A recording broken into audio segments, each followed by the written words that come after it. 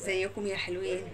النهارده هنعمل البيتزا اللي هي طالعه ترند ونشوفها هتطلع حلوه ولا لا.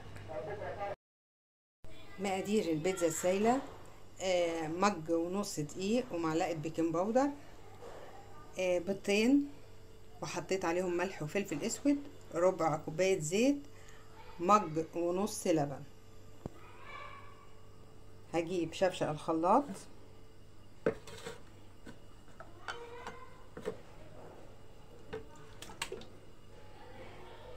وهضرب كل حاجه مع بعض.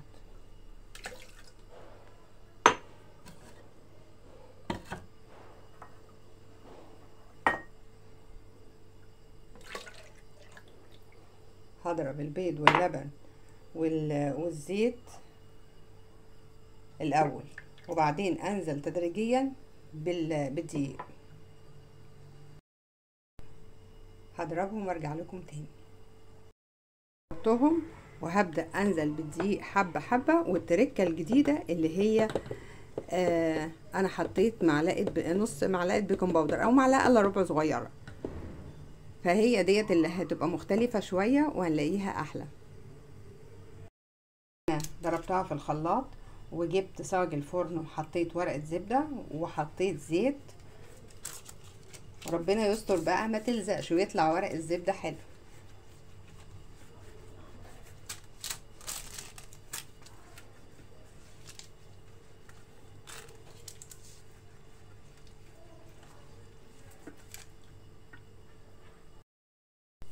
كده خلاص ده انتهى، هنزل بالخليط. هو حلو قوي القوام دوت.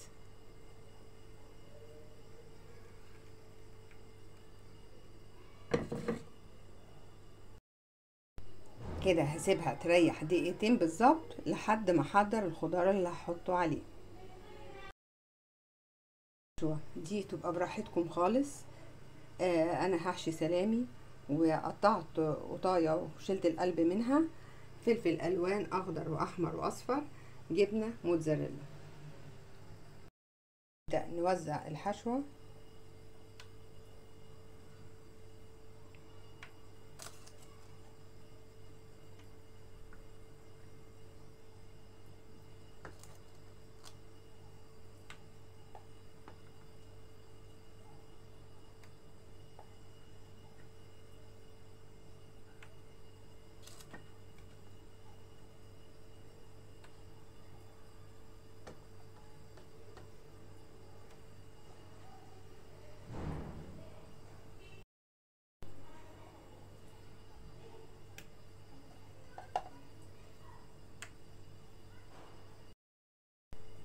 هنزل بزيتون. انا مرضتش اكتر الملح علشان الزيتون فيه ملح.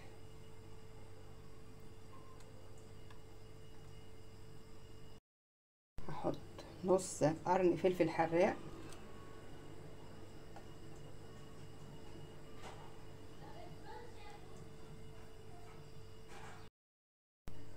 هنزل بالفلفل الالوان،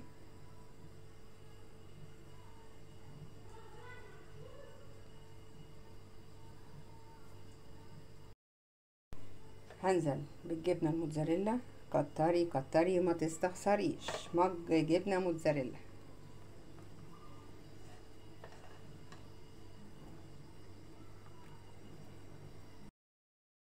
كده انا هحطها على الفرن. ده كفايه لونها، كفايه زي ما بيقولوا كده تتاكل نيه، شكلها حلو قوي. هحطها على الفرن على طول ونشوف هتطلع حلوه ولا لا، ونقول راينا بصراحه.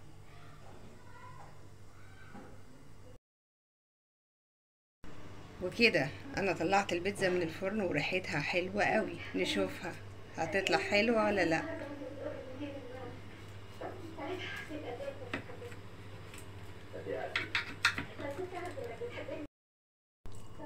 انا دقتها عجباني قوي، عجباني وطعمها حلو قوي. ما تكتروش الملح. نتقابل في فيديو جديد.